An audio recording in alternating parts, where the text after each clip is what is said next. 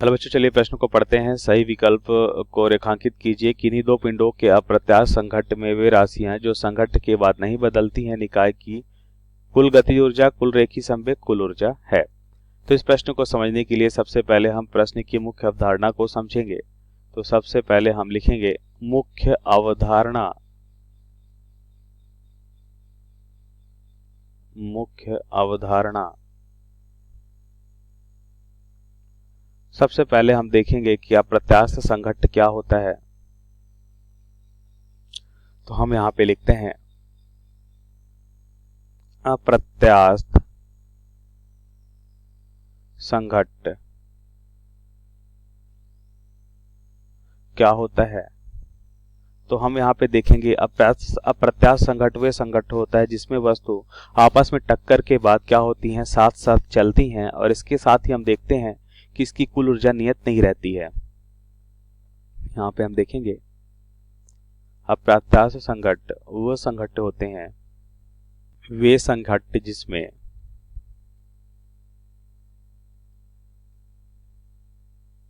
हम यहाँ पे देखेंगे वे संघट्ट जिसमें टक्कर के पश्चात वस्तु क्या होती हैं, वे संघट्ट जिसमें वस्तु टक्कर के पश्चात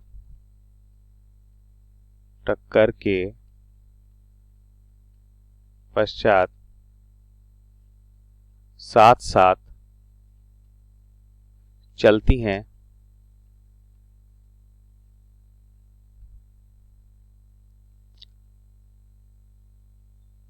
तथा इस टक्कर में कुल ऊर्जा तथा इस टक्कर में कुल ऊर्जा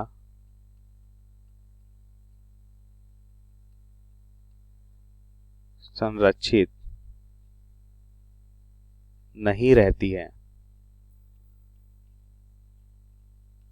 तो यहाँ पे हमने देखा कि वह टक्कर जिसमें कुल ऊर्जा संरक्षित नहीं रहती है। अब यहाँ पे ध्यान से देखिए, चित्र के माध्यम से देखें तो मान लेते हैं वस्तु m1 और ये m2 है, और इसका वेग मान लेते हैं u1 और इसका वेग क्या है, u2 है।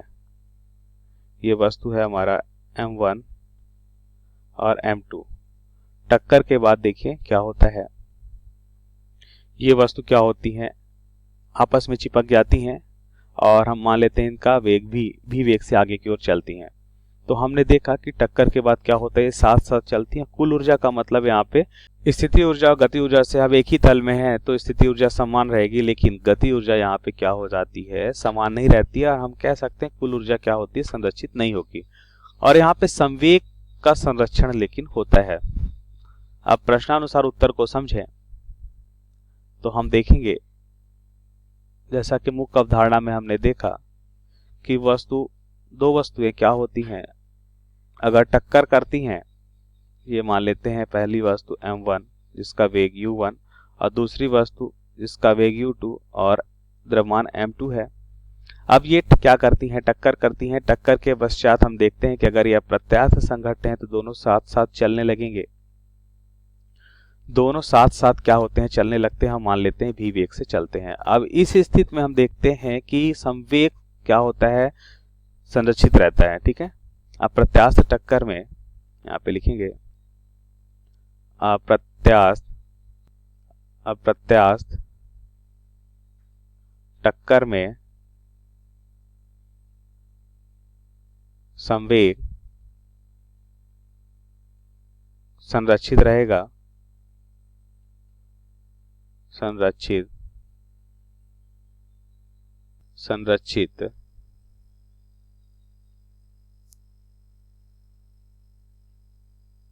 रहता है, लेकिन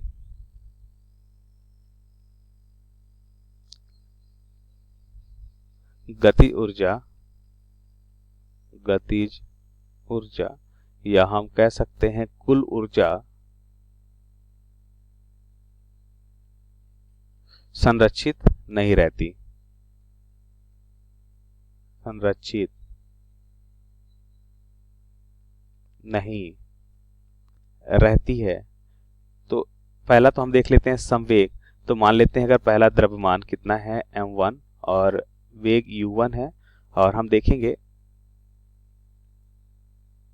दूसरे वस्तु का द्रव्यमान m2 वेग u2 है। तो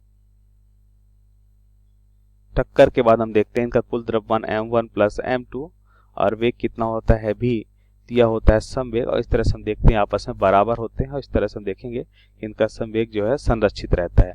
अब गति ऊर्जा में क्यों संरक्षित नहीं रहती, तो हम देखते हैं कि इसकी जो गति ऊर्जा है प्रारंभ में 1/2 m1 u1 square plus 1/2 m2 u2 square, ये बराबर नहीं होता m1 plus m2 into v square के। इसके पीछे क्या कारण होता है, क्योंकि टक्कर के बाद हम देखते हैं कुछ ऊर्जा उष्मा के रूप में बाहर निकल जाती है, उष्मा हानि हो जाएगी। कुछ ऊर्जा हम देखते हैं ध्वनि के रूप में, ध्वनि उष्मा ऊर्जा के रूप में बाहर आएगी, कुछ ऊर्जा ध्वनि ऊर्जा के रूप में बाहर आएगी। कुछ हम देखते हैं प्रकाश भी हमें दिखेगा, तो प्रकाश ऊर्जा के रूप में। इस तरह हम देखते हैं ऊर्जा क्या हो जाता है, कम हो जाता है। और यह ऊर्जा हानि है हमारी जो अप्रत्याशित टक्कर में होती है, जो हमने यहाँ पे देखा। तो इस तरह से हम देखते हैं कि संवेग तो संरक्षित रहता है, लेकिन गतिज ऊर्जा संरक्षित नहीं रह पाती, क्योंकि कुल ऊर्जा जो है या गति ऊर्जा है वो इस प्रकाश ऊर्जा, उष्मा ऊर्जा, ध्वनि ऊर्जा के रूप में क्या होती है, बाहर निकल जाती है और ऊर्जा कम हो जाता है। तो अब हम विकल्प में देखें कि दो पिंडों के अप्रत्याशित संघट्ट में हुए राशियां जो संघट्ट के बाद नहीं बदलती हैं, तो देखिए निकाय की कुल गति ऊर्जा बदल जाती है। रेखी संवेग नहीं बदलता है और कुल ऊर्जा ये भी बदल जाती है। तो इस प्रश्न के लिए हम देखेंगे हमारा सही उत्तर कुल रेखी संवेग नहीं बदलता है होगा। तो दिए गए प्रश्न का सही विकल्प या सही उत्तर कुल रेखी संवेग होगा। आशा करते हैं आपको समझ आया होगा। धन्यवाद।